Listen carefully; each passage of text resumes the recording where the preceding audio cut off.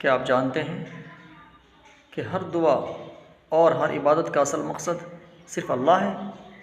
आइए देखें ये आयत क्या कहती है। इय्याका नअबुदु व इय्याका नस्तईन। हम सिर्फ़ तेरी ही इबादत करते हैं और तुझी से मदद तलब करते हैं। सिर्फ़ तेरे ही लिए हैं दिल की हर दुआ और बंदगी। सिर्फ़ तेरे ही लिए हैं दिल की हर दुआ और बंदगी। सिर्फ़ तुझसे मांगते हैं हम हिदायत और मदद की रोशनी।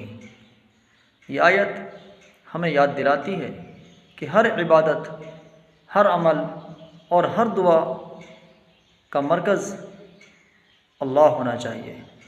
हमारी ज़िंदगी की कामयाबी और सुकून उसी के अहकाम और मदद में है। याद रखें, इबादत और मदद का असल मरकज़ सिर्फ़ अल्लाह है। उसी से हर मुश्किल आसान होती है। मेरी बात पसंद आए तो लाइक, शेयर और सब्सक्राइब ज़रूर करें।